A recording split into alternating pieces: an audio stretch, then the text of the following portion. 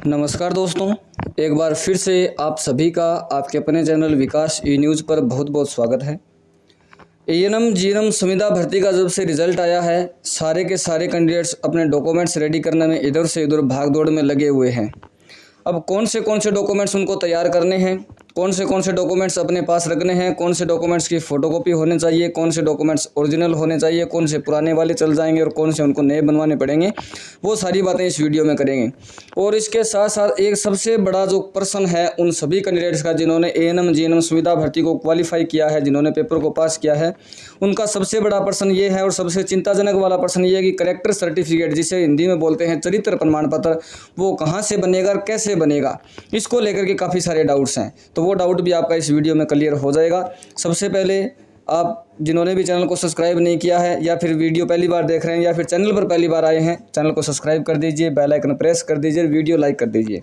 Bell icon press करने का फ़ायदा ये होगा कि इस चैनल पर जब भी कोई नई अपडेट दी जाएगी और वीडियो अपलोड करके उसको पब्लिश किया जाएगा तो सबसे पहला नोटिफिकेशन आपके पास ही आएगा, जिन्होंने बेल आइकन प्रेस करके रखा होगा, और आपको सूचना जो है वो तुरंत वीडियो के माध्यम से मिल जाएगी। अब बात करते हैं एएनएम जीएनएम संविदा भर्ती डॉक्यूमेंट्स के लिए, तो आपका चरित्र प्रमाण पत्र वाला डाउट भी इस वीडियो में क्लियर हो जाएगा, बस वीडियो देखते रहिए। सबसे पहले आपकी जो योग्यता है 10वीं 12वीं की, वो डॉक्यूमेंट्स आपको दोनों के दोनों चाहिए। 10वीं 12वीं के आपने कुछ समय पहले, यदि पहले के समय में 10वीं 12वीं पास किए तो मार्कशीट के साथ साथ आपको एक सर्टिफिकेट भी मिलता था, वो भी सर्टिफिकेट आपके पास होना चाहिए। सर्टिफिकेट डॉक्यूमेंट्स में उसकी आवश्यकता आपको पड़ सकती है 10वीं और 12वीं दोनों में। लेकिन अभी जो वर्तमान में 10वीं 12वीं कैंडिडेट्स पास कर रहे हैं पिछले कुछ सालों से, उनको सिर्फ मार्कशीट मिलती है, तो उनको अपनी मार्कशीट अपने पास रखनी है। 10वीं और 12वीं की मार्कशीट आपको तैयार कर लेनी है, ओरिजिनल भी होनी चाहिए और फोटोकॉपी भी आवश्यकता आपको पड़ेगी। 10वीं और 12वीं के बाद में आपने जो नर्सिंग कोर्स कर रखा है, चाहे एएनएम कर रखा हो चाहे जीएनएम कर रखा हो, आपकी नर्सिंग की सारी मार्कशीट आपके पास होनी चाहिए, ओरिजिनल भी होनी चाहिए और फोटोकॉपी भी आपको आवश्यकता पड़ेगी। उसके अलावा आपका जो राजस्थान नर्सिंग काउंसिल का जो वैध प्रमाण पत्र ओरिजिनल वाला, वो आपके पास होना चाहिए, उसको भी आप ओरिजिनल और फोटोकॉपी दोनों आपको जरूरत पड़ेगी डॉक्यूमेंट वेरिफिकेशन के समय। और आपका वो अप टू डेट, मतलब कि रिन्यू होना चाहिए, रिन्यू करवा लीजिएगा यदि रिन्यू आपने नहीं करवा रखा है तो। और डॉक्यूमेंट वेरिफिकेशन के समय यदि आपके पास रिन्यू नहीं है, आपने पेमेंट स्लिप कटवा रखी है तो पेमेंट स्लिप भी चल जाएगी।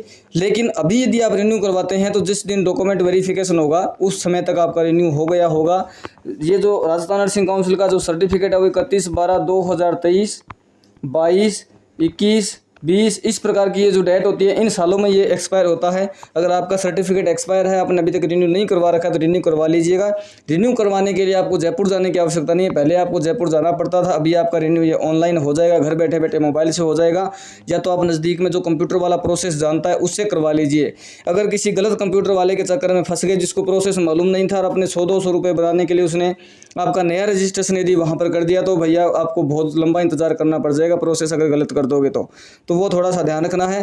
पहले कंप्यूटर वाले को पूछ लीजिएगा कि आपने राजस्थान नर्सिंग काउंसिल का नाम सुन करके उसको रिन्यू वगैरह, प्रोफाइल अपडेट वगैरह वो जानते हो या नहीं जानते, पहले पूछ कर उससे कन्फर्म कर लीजिएगा। क्योंकि आपका अगर नया रजिस्ट्रेशन कर दिया तो पैसे भी लग जाएंगे, काम भी नहीं होगा, प्रॉब्लम का सामना भी आपको करना पड़ेगा।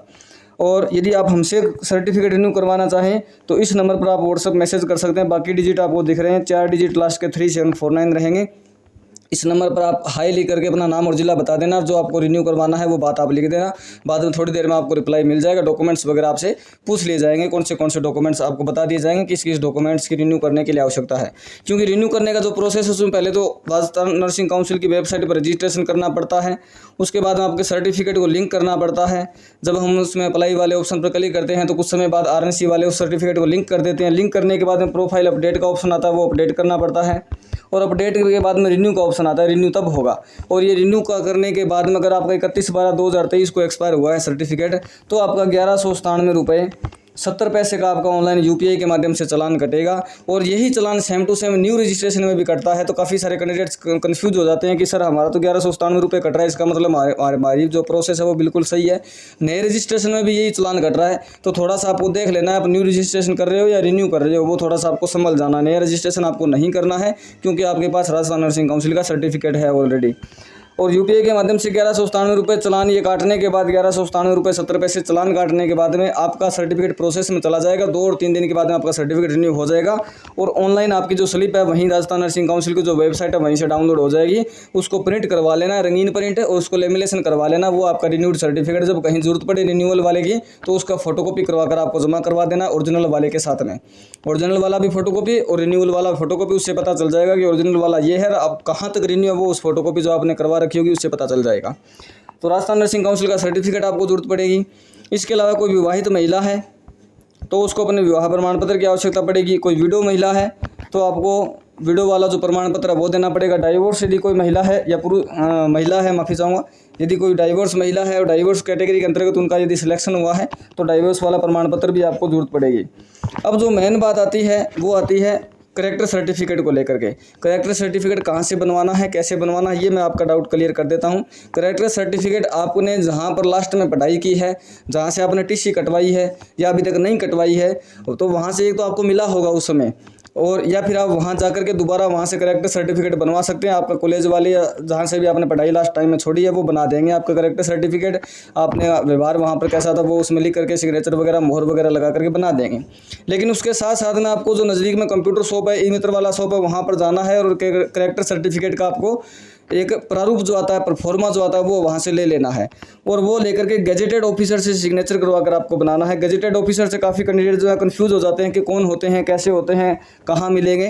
तो ज़्यादा कंफ्यूज होने वाली बात नहीं है, सिंपल है। यदि साधारण भाषा में मैं कहूँ तो सरकारी जो टीचर होते हैं, फर्स्ट ग्रेड वाले टीचर, उनके सिग्नेचर करवाने हैं। और जो परफॉर्मा होता है वो कुछ इस प्रकार का होता है कि ये नाम पता होता है, फादर नेम, मदर नेम, वो उसमें डिटेल आ जाएगी, निवासी आ जाएगा, व्यवहार अच्छा है, भली प्रकार से इतने वर्षों से जानता हूँ, 2 साल, 10 साल, 5 साल, उसमें एक कॉलम ईयर वाला भी आ जाएगा और 2 गेजेटेड ऑफिसर के वहाँ पर सिग्नेचर आ जाएंगे और आपका करेक्टर सर्टिफिकेट रेडी हो जाएगा।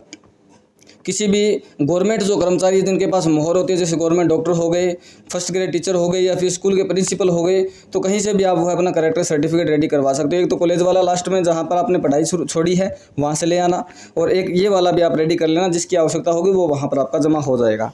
तो ये करेक्टर सर्टिफिकेट के रिगार्डिंग उम्मीद करता हूँ डाउट आपका क्लियर हो गया होगा, अच्छे से समझ में बात आ गई होगी। फिर भी कोई डाउट है तो आप कमेंट बॉक्स में पूछ लीजिएगा।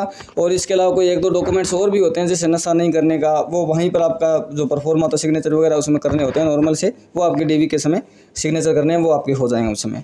कोई और डॉक्यूमेंट यदि मुझसे भूलवश रह गया है तो आने वाले वीडियोज़ में आपको सूचना दे दूंगा, और जिस दिन डीवी की डेट आएगी वो भी सूचना आपको दे दी जाएगी। अभी डीवी की डेट जो है 5-7 दिन में अनाउंस हो जाएगी, अभी तक अनाउंस नहीं हुई है। 5-7 दिन में डीवी की डेट अनाउंस हो जाएगी कि आपका डीवी कब होना है, एएनएम जीएनएम संविदा भर्ती वाला। 5-7 दिन में जैसी डेट आती है आपको इसी चैनल पर वीडियो बना करके या फिर व्हाट्सएप स्टेटस पर जो है बता दिया जाएगा। व्हाट्सएप स्टेटस से जुड़ने के लिए भी आप हमें इस नंबर पर मैसेज कर सकते हो, नाम जिला बता देना और आपका नंबर ऑटोमेटिकली सेव हो जाएगा, और सेव होने के बाद में व्हाट्सएप स्टेटस पर जो भी सूचना लगेगी आप तक स्टेटस के माध्यम से जानकारी पहुंचती रहेगी। ठीक है, मिलते हैं नेक्स्ट वीडियो में नई अपडेट के साथ। चैनल को जिन्होंने सब्सक्राइब नहीं किया सब्सक्राइब कर दीजिए, बेल आइकन प्रेस कर दीजिए, वीडियो को लाइक कर दीजिए। बहुत बहुत धन्यवाद। जय हिंद, जय भारत।